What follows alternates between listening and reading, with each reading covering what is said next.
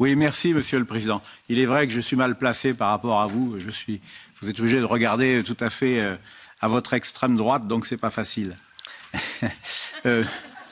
Voilà, oui, c'était un petit trait d'humour au passage.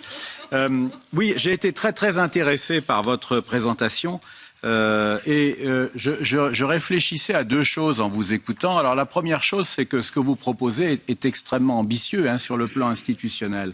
Vous proposez au fond trois choses, si j'ai bien compris, un centre de recherche européen sur la provenance des œuvres, un système européen de restitution qui impliquerait sans doute l'intervention de la Cour de justice de l'Union.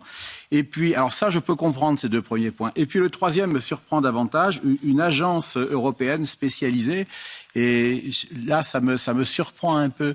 Je me demande si ça n'est pas aller trop loin. Une agence exprès sur ces problèmes d'objets culturels. Est-ce que ça veut dire que vous la chargeriez non pas seulement de s'occuper du problème des restitutions, mais plus largement peut-être de veiller à ce qu'il y ait une sorte de traçabilité de l'ensemble des biens culturels. Alors si c'est ça votre idée, ça me fait un peu peur parce que ça va représenter une certaine lourdeur administrative.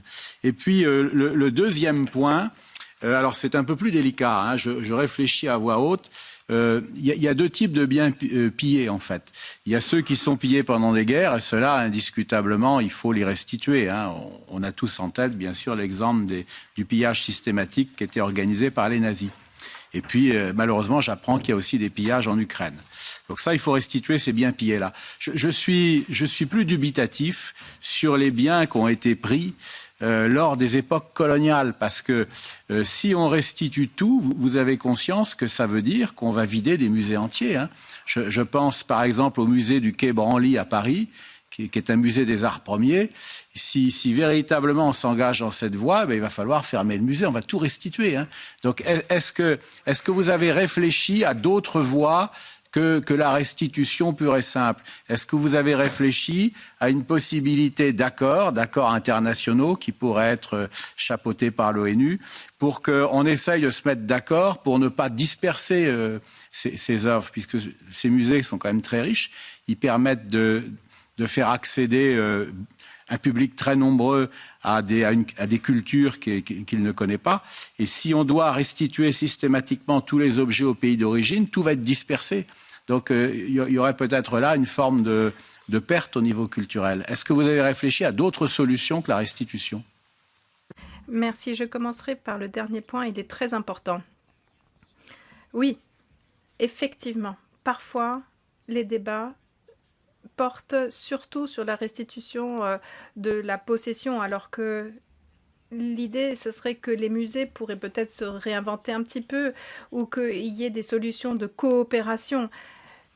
L'idée aussi des musées universels aussi est intéressante et elle est tout à fait valable encore.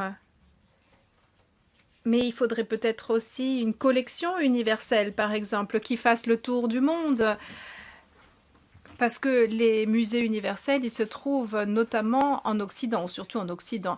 Et le président Macron et son approche d'accès à la culture, c'est important pour nous, mais il faut aussi comprendre qu'il y a différents intérêts, où les partis sont intéressés de façon différemment intéressés à ces objets. Mais la plupart... et puis c'est une question très occidentale, parce qu'en Afrique, un grand nombre de personnes n'ont même pas accès à leurs biens culturels. Donc ça, c'est important. Donc il ne s'agit pas uniquement de restitution. Il ne s'agit pas tout simplement de dire c'est à vous, c'est à moi, et on passe devant la Cour de justice.